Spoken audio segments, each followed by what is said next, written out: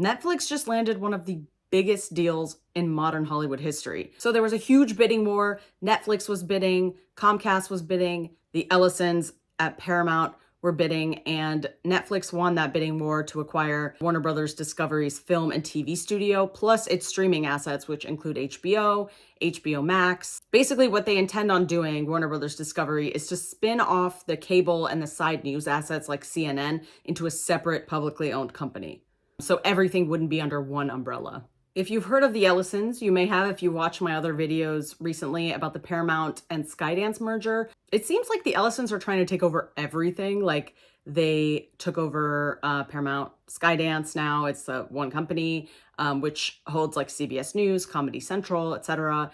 And then Larry Ellison, David's father, now owns TikTok, which is like, so they've been fighting tooth and nail. Like it's been a huge bidding war. Everyone's been at each other's throats, essentially. And WBD, we'll call it, Warner Brothers Discovery, chose Netflix more because of a safety of the deal. Their board apparently saw it more of like a safe bet, especially because the Ellisons are really like, there's a lot of political baggage. If you haven't watched my video about the Paramount Skydance merger, you can watch it in the link in the description.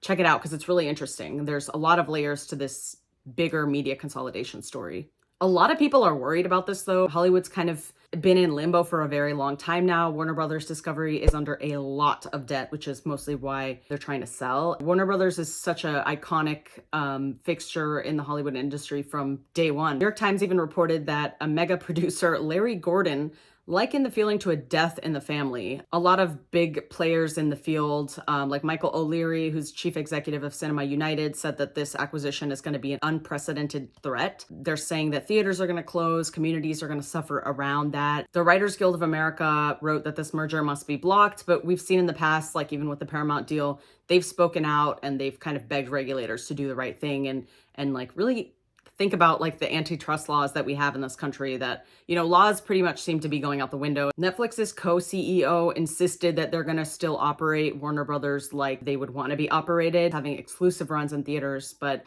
I think people are concerned because the streaming industry has already swallowed so much of Hollywood's theater industry, and like moviegoing has gone, you know, plummeted since the rise of Netflix. I guess the numbers speak for themselves, even though anecdotally, every time I go on like a big night on a Friday or Saturday, it's pretty busy. But I think just the fact that so many cinemas have closed over time really adds to the fact that there's not as many for people to go into to begin with. And people are worried in the industry that Netflix taking over means that there will be even fewer things shown in cinema. And as a physical media nerd, and having spoken to a few other physical media nerds lately, a lot of people are worried that there won't be as many physical releases of shows and movies that we would want to buy on a disc. Warner Brothers does a lot of releases, but you'll see with things like HBO Max or Netflix, like they don't want to release a lot of stuff on DVD or Blu-ray because they want you to keep paying for your subscription.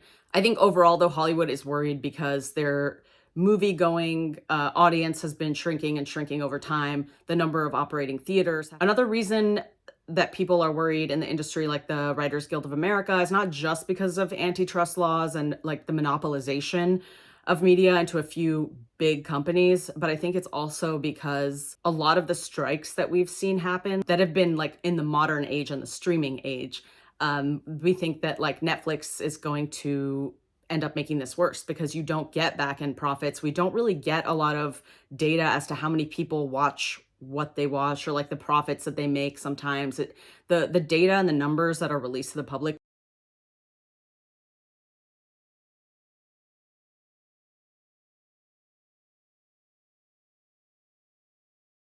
Laura Friedman, who is a congressional representative of one of Southern California's congressional districts, said that repeated consolidation in the industry has cost so many film and television jobs.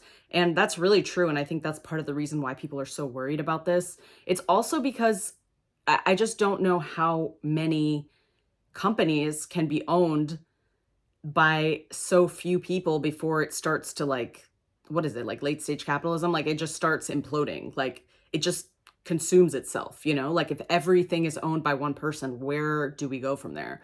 And the European Union has such better restrictions and regulations on this stuff than the United States does. I heard whisperings that in the EU, Netflix may have problems with like HBO Max being part of that package of their ownership and may have to separate. But we'll see where that goes. For now, I think people are really watching to see if this is actually going to go through, because this is like the handshake part of the deal. Now they got to really go through the real deal, and they have to get FCC approval. That will be really interesting, because I think if the Ellisons don't end up trying to snatch that deal away from Netflix, that they may try to play their hand with Donald Trump or with the FCC's Brendan Carr to see if they could somehow muddy the waters and like make it difficult for Netflix to have that deal go through. I'm honestly a lot happier that it went to Netflix than it going to the Ellisons, because I just think it's ridiculous how much power they have over our media landscape now.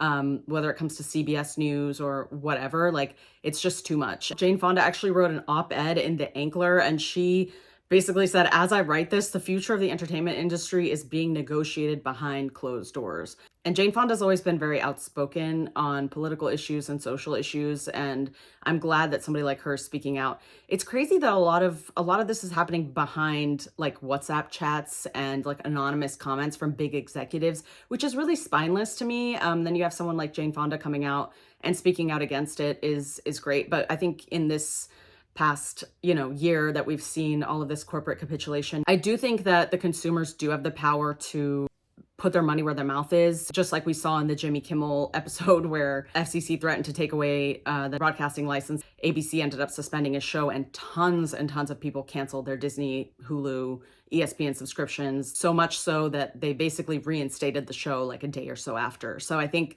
voting with your wallet is something. I think we just need to pay attention to that going forward, because the more we consolidate and the more we put power into a few people's hands, and the less power we have as consumers in general as to like who controls the media that we watch. And I've talked about this a lot, and I don't want to sound like I guess I am kind of like a prepper when I'm like turning into a doomsday prepper, but it really is true, because when so few voices control so much of what we watch and what we see, like who gets to determine what's out there? If I want to make something that goes against the Ellisons like point of view, well, they're going to say like, no, sorry, you can't do that. And if there's only two other places to go and nobody wants to step on the government's toes, then it's like, okay, well, you're left in the dust. That's why I think also independent media is so important. That's the latest update with Netflix. And although it's still up in the air and we don't really know what's going to happen, I think a lot of people have their fingers crossed one way or the other of like, let this deal go through, or maybe it'll be sold to the Ellisons, or maybe it'll be sold to Comcast. But regardless, I think the air in Hollywood is like a little bit tense. And I think that we've been talking about the death of Hollywood for so long, and already so many jobs there are out. But the studios and the executive side of Hollywood and LA is like so deeply rooted there that I think that's probably like the last bastion. We'll see what happens, but I will do quick updates when I can to keep you updated. And if you haven't subscribed, please subscribe to my channel, because so many people watch and not many people subscribe. I'm not going to take it personally, but hit that subscribe button, like my video, comment for the algorithm, and I'll see you in my next video.